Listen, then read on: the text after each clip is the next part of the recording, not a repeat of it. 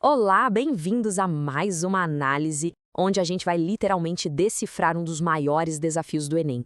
A ideia aqui é mergulhar direto no conteúdo com muita energia e transformar a forma como o cérebro processa números. Vamos deixar os métodos antigos para trás e hackear a seção de matemática, dominando aqueles cálculos ultra rápidos de porcentagem. Se o tempo de prova sempre pareceu um inimigo imbatível, essa explicação visual foi feita sob medida.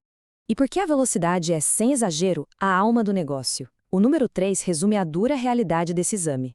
São 3 minutos. Esse é o tempo exato, em média, para ler, interpretar e resolver cada uma das 45 questões de matemática.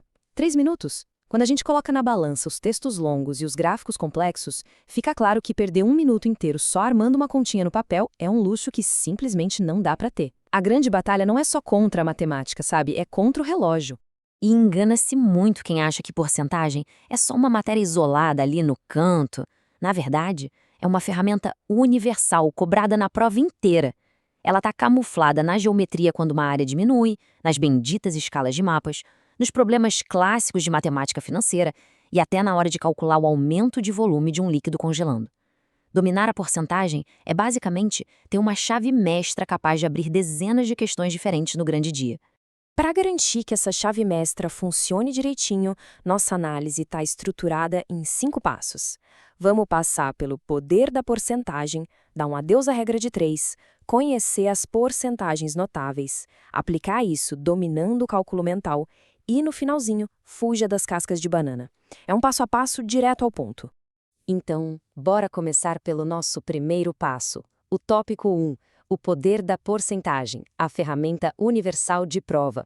Ter uma base sólida de como a porcentagem funciona mecanicamente é com certeza o que permite resolver os problemas num piscar de olhos. Sem isso, truque nenhum se sustenta. Afinal, o que é uma porcentagem na essência? É uma razão com base 100. O próprio símbolo de porcento significa, literalmente, dividido por 100. Quando a gente visualiza que 50% é só 50 partes de um todo dividido por 100, fica muito mais fácil usar os multiplicadores decimais. É isso que transforma uma fração assustadora numa multiplicação superlógica e rápida. É super interessante observar as 3 formas de representar a mesma proporção. A gente tem a forma fracionária, a decimal e a percentual. O grande segredo aqui, a grande sacada de quem tem um alto desempenho, é que dominar a forma decimal é o atalho definitivo para a velocidade de cálculo. Converter o porcento em decimal assim na mesma hora é o que separa quem sofre com o tempo de quem realmente domina a situação. E isso nos leva a uma quebra de paradigma super necessária, o tópico 2. Adeus à regra de 3. A mudança de paradigma. Chegou a hora de desapegar da velha e confortável regra de 3 para os cálculos básicos. Olha, é um método seguro? Claro que é, a gente aprende isso desde cedo, mas é lento demais que uma prova dinâmica. De um lado, a gente tem essa regra exaustiva. Tem que armar a estrutura do X, multiplicar cruzado, fazer divisão longa no papel. Nossa, que canseira. Do outro lado, o método mental ágil. É só deslocar a vírgula e somar blocos. O método tradicional gasta tempo, gasta espaço no rascunho e, o que é pior, rouba uma energia mental preciosa. Tem uma citação nos nossos materiais de base que acerta na mosca. Regra de 3 demais também cansa, torna pedante e demora. E não tem como discordar. A prova é uma verdadeira maratona para o cérebro. Usar a regra de 3 para calcular 10% de um número é tipo usar um guindaste para levantar um lápis. O negócio até funciona, mas o gasto de energia definitivamente não compensa. Mas e aí, vamos substituir essa regra pelo quê? Vamos para o tópico 3, as porcentagens notáveis, o kit de ferramentas mentais. Essa é a verdadeira arma secreta. E não é mágica, tá? É só entender como o sistema de base 10 joga a favor da gente. Olhando para essa tabela, percebe-se que para achar 50% é só dividir por 2. 25% divide por 4, que é a metade da metade. Mas o pulo do gato está na base 10. Para calcular 10%, basta voltar a vírgula uma casa. 1% volta a vírgula 2 casas. Repara que não tem complicação. Operações chatas no papel dão lugar a divisões simples e movimentos de vírgula que a gente faz rapidinho na cabeça. E como aplicar esse kit na prática? Vamos ver como achar 5% mentalmente sem sofrer. Imagine que a missão é achar 5% de 84. Primeiro a gente encontra os 10%, que é moleza. Só mover a vírgula e temos 8,4. O segundo passo é sacar que 5% é a metade exata de 10%. Então, qual é a metade de 8,4? É 4,2. E acabou. Sem continha, sem multiplicar cruzado, só uma lógica super limpa e direta. Já que esses blocos básicos estão dominados, vamos ao tópico 4, dominando o cálculo mental, construindo números complexos. O mais legal aqui é entender que qualquer porcentagem, mesmo aquela que parece super estranha, é só uma combinação tipo peças de Lego das nossas porcentagens notáveis. Por exemplo, como calcular 6% de 450 de cabeça? Fazer a conta inteira no papel ia demorar horrores, mas com mentalidade hacker, dá para dividir os 6% em dois blocos, 5% mais 1%. Primeiro, achamos os 5% de 450. Os 10% são 45, então a metade, que é os 5%, dá 22,5. Depois, calculamos 1%, que é só voltar a vírgula duas casas, chegando em 4,5. Aí é só somar tudo. 22,5 mais 4,5 dá 27. O que parecia um pesadelo se resolve em questão de segundos. Certo! Hora de um rápido teste mental.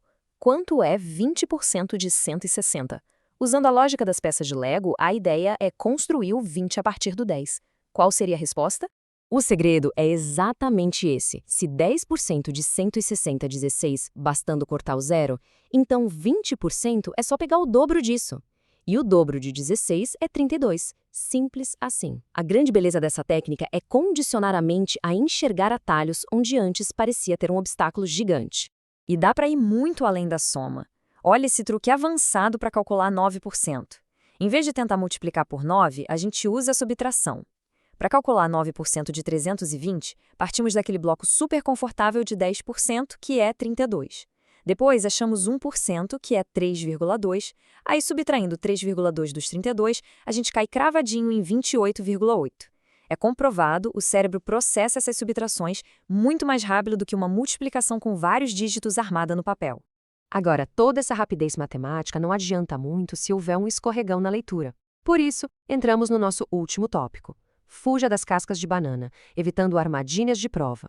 Nessa reta final, é fundamental usar essas ferramentas com muita malícia, porque as provas são especialistas em induzir ao erro. Como bem destaca nosso material de apoio, questões de porcentagem são muito de interpretação. Todos aqueles atalhos só dão certo se a leitura do texto for perfeita. O maior perigo quase nunca está nos números ali no meio, mas sim na interpretação escondida no início do problema ou naquela perguntinha ardilosa no final. E falando em armadilha ardilosa, a mais clássica é a dos aumentos sucessivos. Isso aqui precisa de um alerta vermelho piscando. Um aumento de 10%, seguido de outro aumento de 20%, não resulta em 30% de aumento total, de jeito nenhum. Se um valor é 100, aumentar 10% leva para 110. O próximo aumento de 20% incide sobre esses 110 e não sobre os 100 iniciais. 20% de 110 é 22. Somando 110 com 22, chegamos a 132, ou seja, um aumento real de 32% e não 30%. Ter esse cuidado de recalcular sobre o novo valor salva pontos que valem ouro. Tem também a perigosa armadilha da engenharia reversa. O que acontece quando a questão já dá o valor final após o aumento e pede o valor original? Digamos que um certo volume expandiu 25% e chegou a 1.250. O primeiro instinto é calcular 25% desse valor e subtrair, certo? Mas não, é aí que mora o perigo. O aumento foi calculado sobre o volume original que a gente não sabe qual é. A jogada certa é entender que 1.250 representa 125% da base original. Dividindo por 1,25, descobrimos que o valor inicial era 1.000. Entender qual é a verdadeira base de cálculo é o que muda o jogo. Com isso, chegamos à grande reflexão dessa nossa jornada pelas porcentagens. Levando em conta a urgência de economizar tempo e preservar energia mental em exames longos, fica a dúvida no ar. Será que não é a hora exata de abandonar o conforto lento da regra de 3 e assumir de vez essa mentalidade hacker e visual? Dominar essas pecinhas de Lego mentais não é só um truque bacana. É uma reformulação completa da forma de lidar com os números. Fica aí o incentivo para colocar isso em prática e fazer da matemática a maior aliada contra o tempo. Até a próxima análise.